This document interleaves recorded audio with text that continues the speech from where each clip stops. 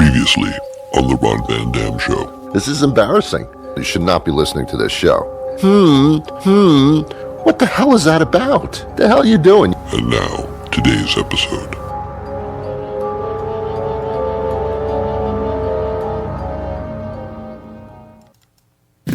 On the air everywhere, this is New England Broadcasting.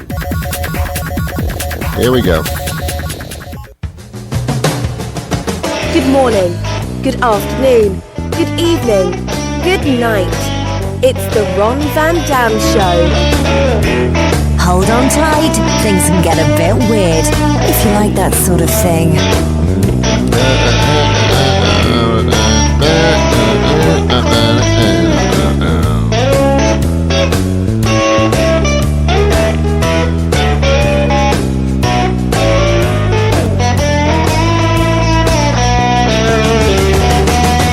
Hey, welcome to the program. It is the Ron Van Dam Show. This is going to be quite incredible. I know.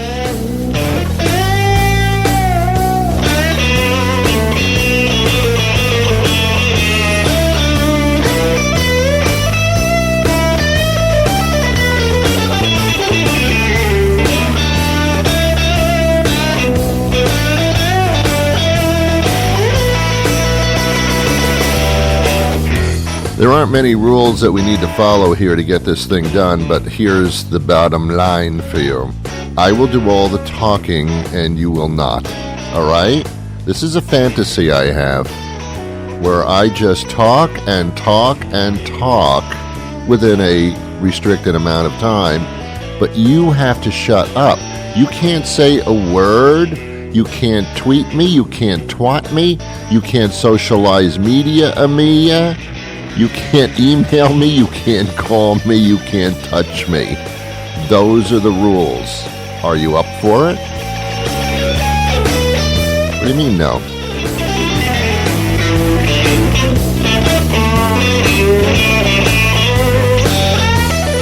Also, I no longer serve sandwiches while the show is in progress.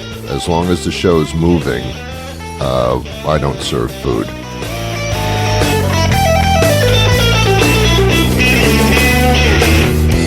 Also, no backpacks allowed while you're listening to the show. It's not a mistrust kind of thing. It's just that I don't trust you.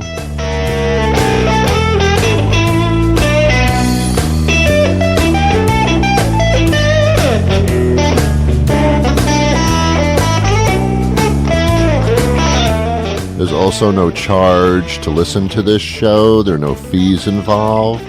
I will bill you accordingly in the near future.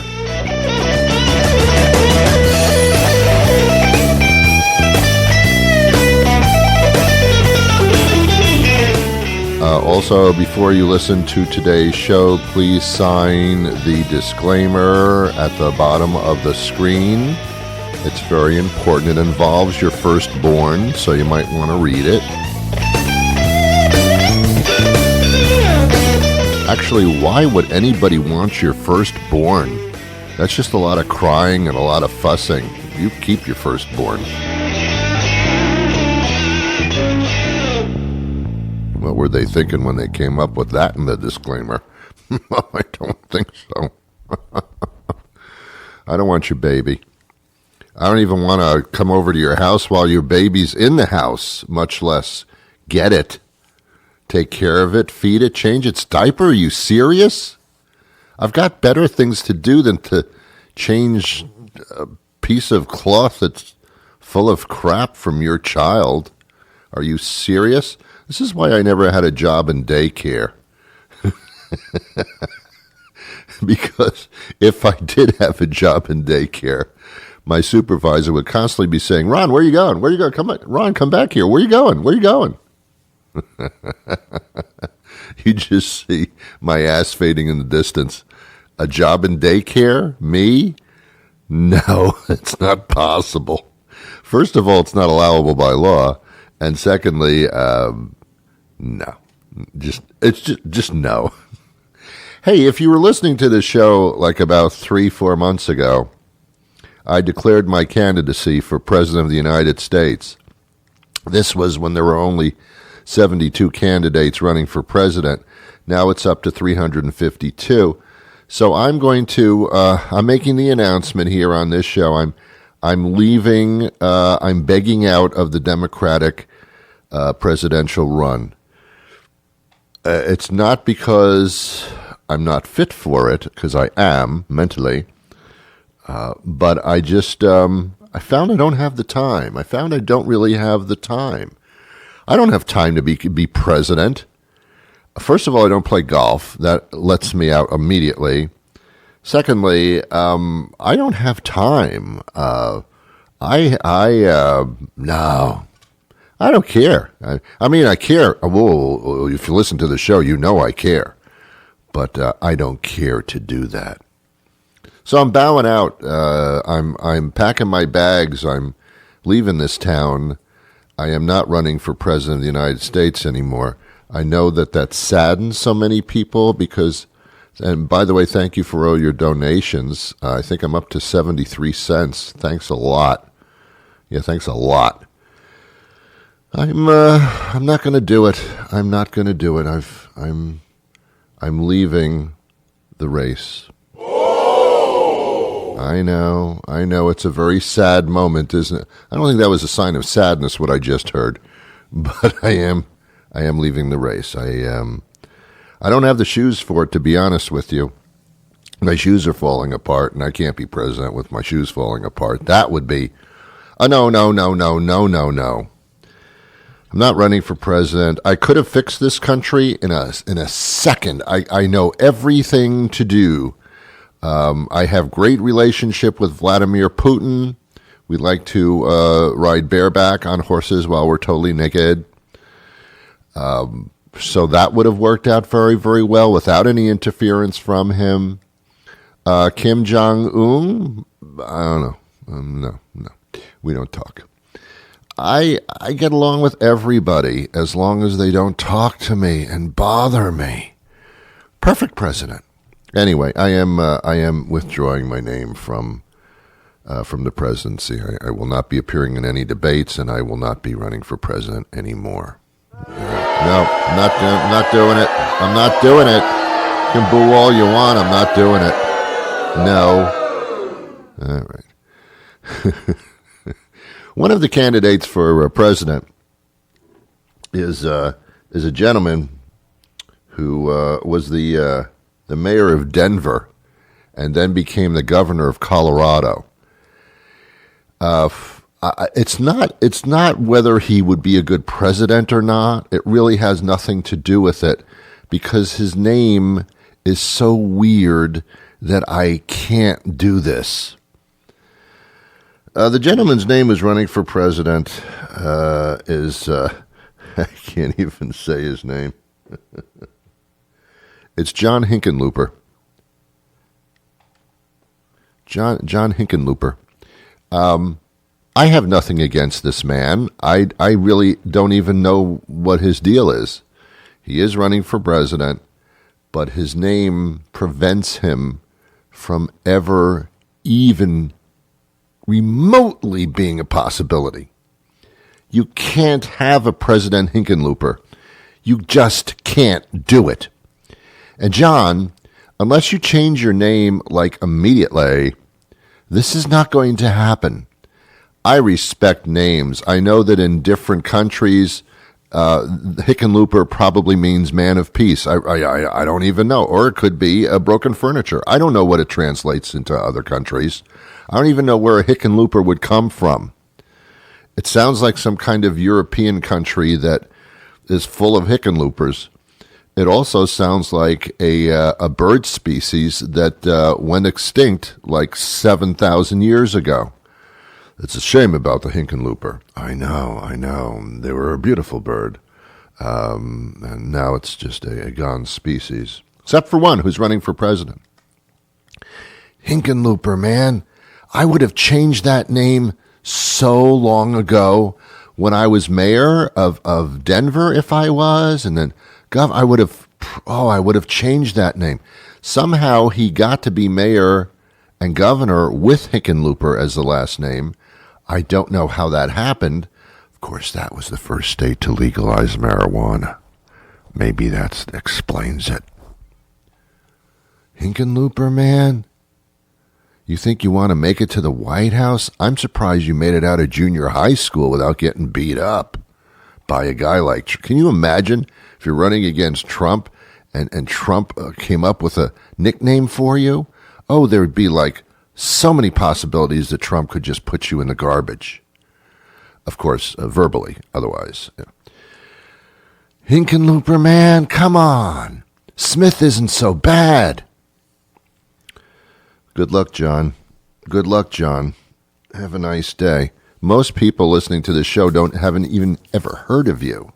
I guess if you live in Colorado, that I guess. But Hickenlooper, man, come on. Come on. Get real. Anyway, it's too early to talk about the Democratic field. We can talk about the Republican field because we know who's running for president on the Republican side. Oh, you know who he is.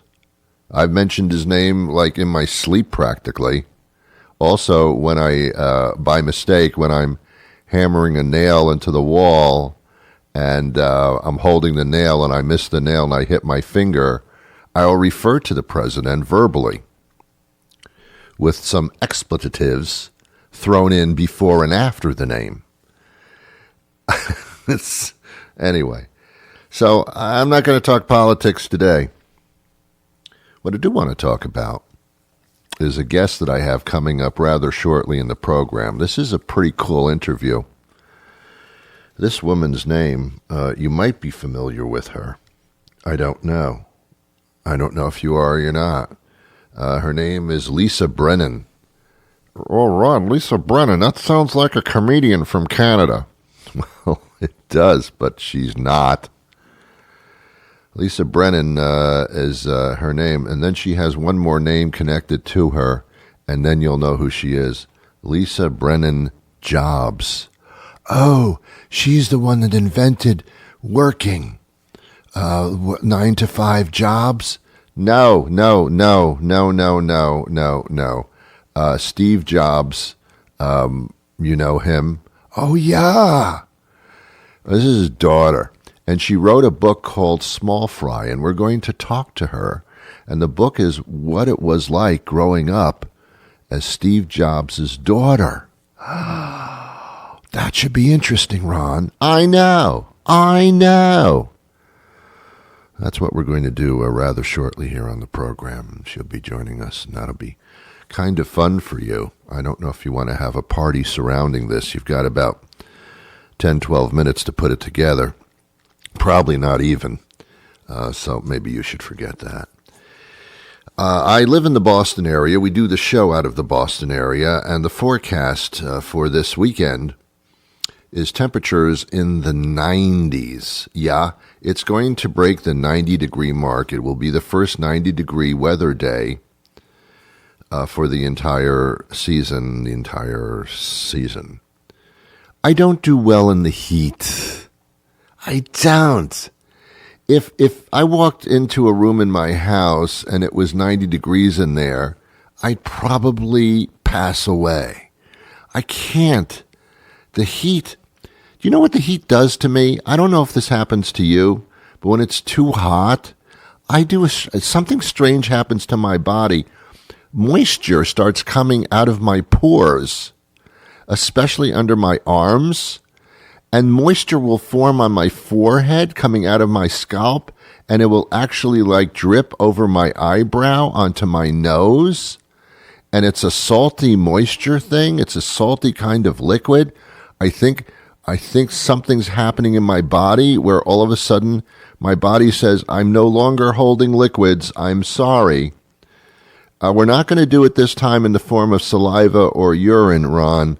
We're just going to have the moisture just drip out of your pores all over your body. Your body will become totally liquid. I think that I looked it up online because I thought this is the strangest reaction to heat. I looked it up online on the Google machine, and I found that it's called, and I'll see if I can pronounce it properly,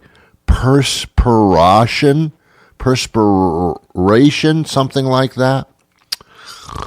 And the only way to resolve the perspiration thing is to get out of 90-degree weather and get into a cooler type of interior atmosphere.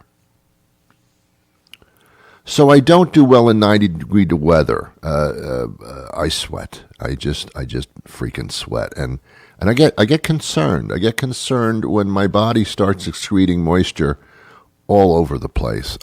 Something seems to be wrong. I don't like 90 degrees. I don't perspire when it's 10 degrees outside, when it's freezing cold. Sure, my body parts start to freeze and turn blue and fall off, but that's better than perspiring. So I'm not into the hot weather, man. No. And a lot of my friends, and I use that term so loosely, it's not funny. A lot of my friends just love the summer heat. They say, "Oh, I love it when it's really hot outside." I say, what species are you? How can you like that? "Oh, I like to be baked like a turkey. I love it. I love it." What? How can you love that? "Oh, I love the hot weather. I like to run around in the hot weather." Wow, man. These are the same people that go to a gym. I'm going to the gym. Here, what time are you going to be home? I'm going to stop off at the gym. And what they do is they go into, you'll find this fascinating, they go into the gym and they do something called working out. They work it out. I don't know what is working out. I don't know what's coming out when you work. I'm working it out. They go to the gym and they put themselves on strange contraptions, these torture machines, where there's metal and cables and things like that, and you sit on things, and people tell you to do things that make you sweat. And as you know, sweating is not something that I just described that I enjoy. It's your body saying something's wrong inside. We got to release the waters. Release the waters.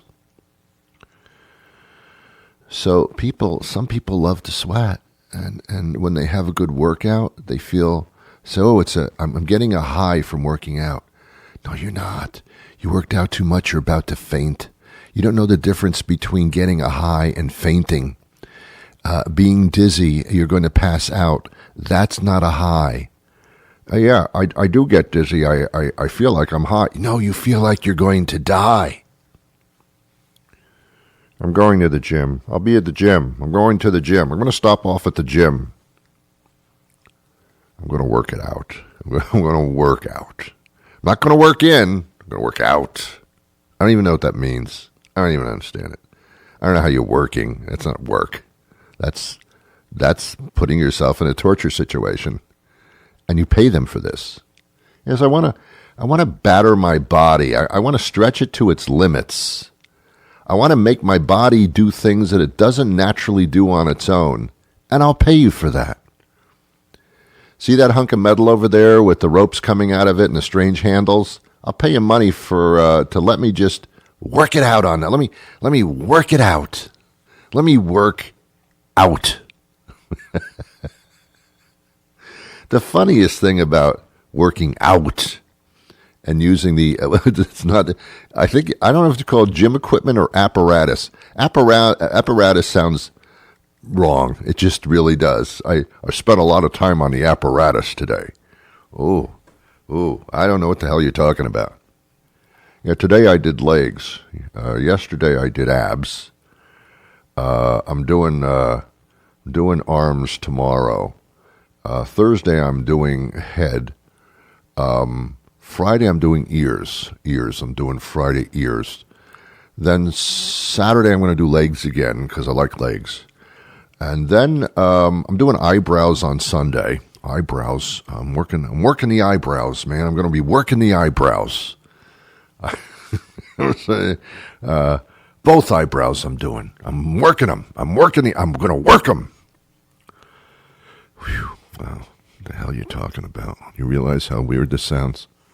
So you go in the apparatus in the gym, and what's the first thing you do? You grab a spray bottle of disinfectant. I don't know what the hell's in that bottle.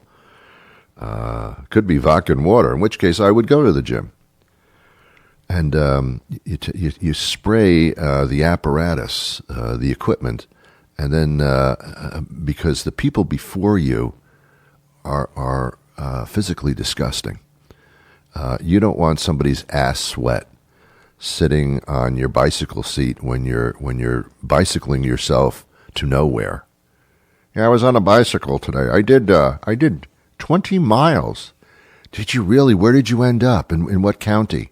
Oh, nowhere. It's a stationary bicycle. What? You're on a bicycle and it didn't go anywhere? It just stayed where it was? Yes, I was working ankles. Today was my working ankles day. My ankles feel great. Knees not so much. Ankles are good. Doing knees tomorrow. Then I'm doing the left pinky, the small toe on my left foot. Doing that Monday. Wow, look forward to that, huh? Hope that works out for you. Works out, get it? You know, I can't. I've had many gym memberships in my life. I've told you that. Most of them was that Purple Planet thing. I don't know what you call it. Planet Fitness. That's what it is. Planet Fitness, which is where Trump wants to send people to Planet Fitness. I guess that's somewhere in the solar system. I'm not familiar with it. I've heard of Planet Mars, Planet Neptune. I don't know if this is Planet Pluto. I think we got rid of Pluto for some reason. We turned the planet Pluto into a gaseous state. We just do that. We do it. You can't be a planet forever. Gotta be gaseous. I'm a gaseous state. That's another reason why I can't go to the gym. I don't think I could hold my gas in. If I'm going to be working my body like that, I think my gas is just going to escape. And other people would not appreciate that. What's that odd odor? It's the guy on the apparatus. Oh, yeah, I can see it. Ain't no spray bottle that's going to take care of that problem. All right, kids. Lisa Brennan Jobs, author of Small Fry, about her life as daughter of Stephen Jobs, is going to join us in just a few seconds. But first, this little interruption in our situation here, and then then here she comes. You are listening to The Ron Van Dam Show, the podcast world's version of painful itching and swelling. You know they sell a cream for that, right? It's over the counter. Works really well. I've had to use it a lot.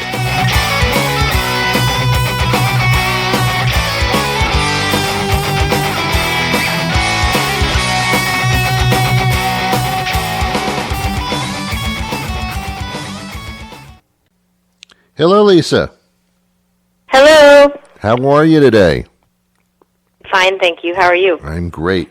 Lisa Brennan Jobs joins us. She's the author of a book, Small Fry, which is a fascinating book. I actually read the book. I usually don't do that, by the way, but I read this one because it's fascinating. By virtue of your name, Lisa Brennan Jobs, it seems to be a clue about a relationship that you have. Yes.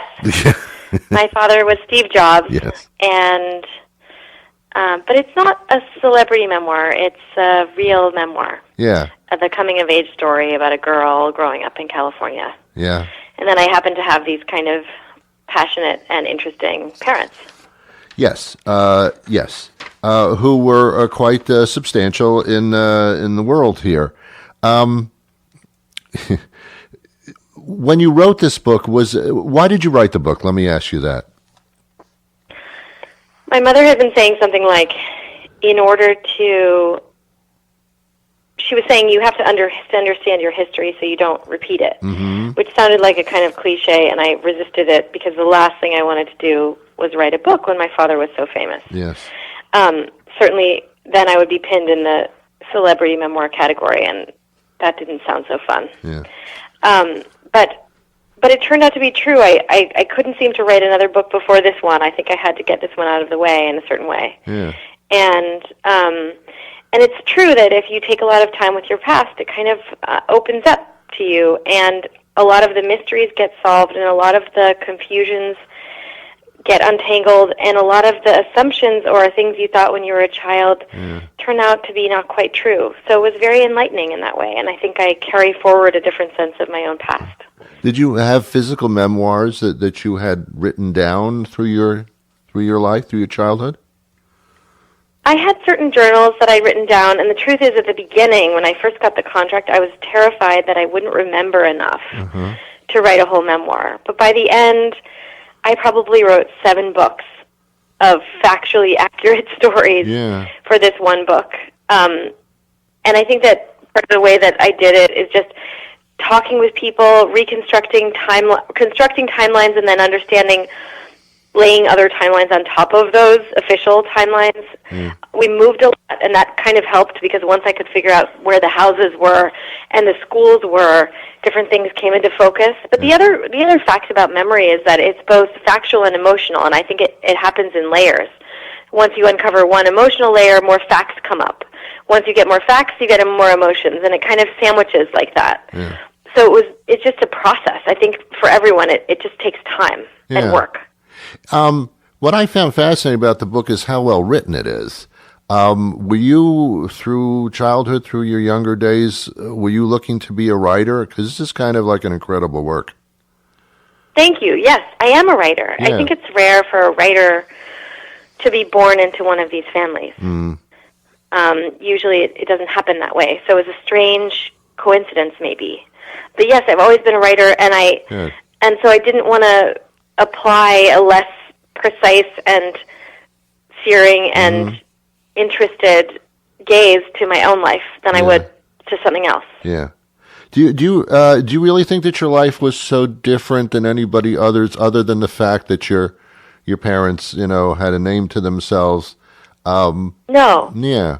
I don't. No, I think once you get very particular probably about any life, it starts to be more universal, because it taps on deep roots of human nature and commonalities. And so I think that has been a theme that people have come up to me and said, we have the exact same story, or this part is exactly the same. And I do chuckle at the idea that someone might pick it up thinking they're going to get this, story about something that has nothing to do with them, and then they find themselves and their childhood in the pages. Yeah, that's pretty much what I found there.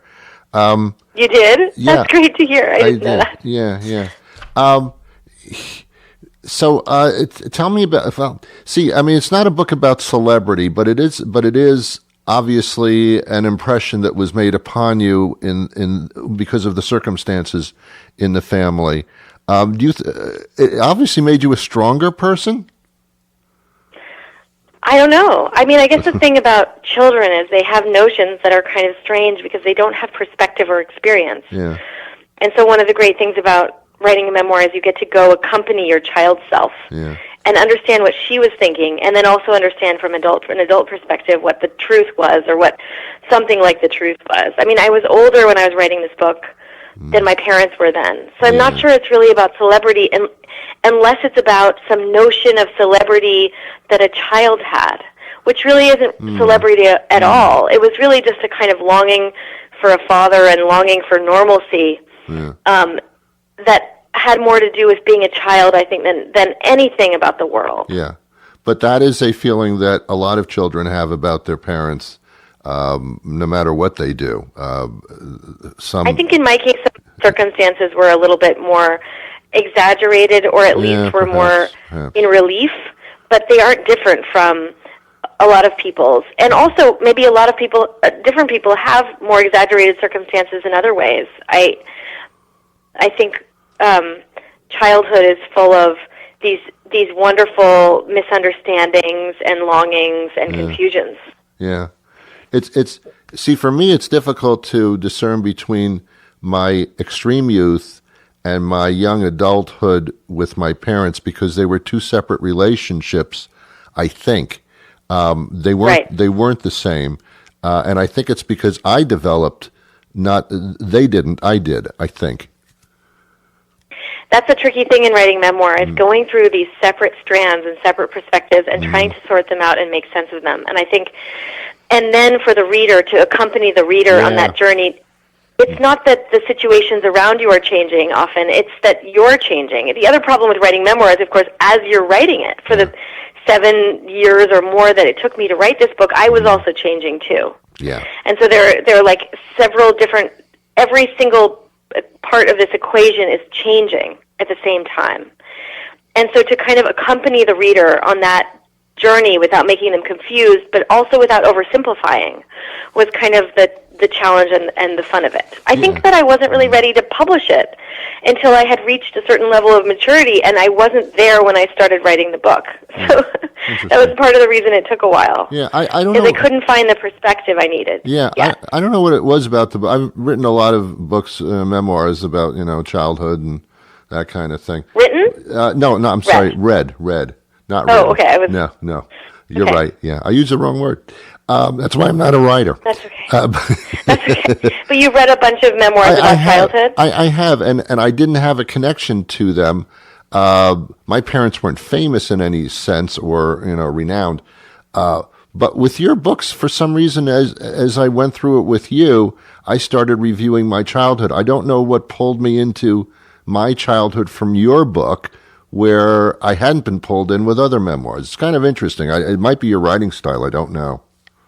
I guess that was my hope, that in being honest about my perspective and also the things that I'm ashamed about and the strange quirks that I had and the embarrassing wishes I had, that other people would see themselves in it. And not only would they see themselves, but maybe they would give themselves permission to be even more human because I had. Yeah, probably it. The book is called Small Fry. It's available everywhere.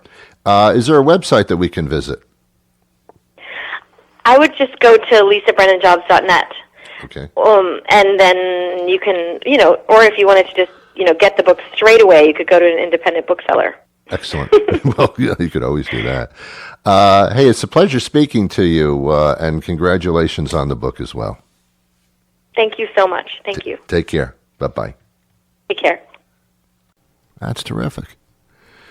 We're out of time for today. This has been an experience that I'll never forget. What did we do? What did we do just today? Oh, that's right. Yep.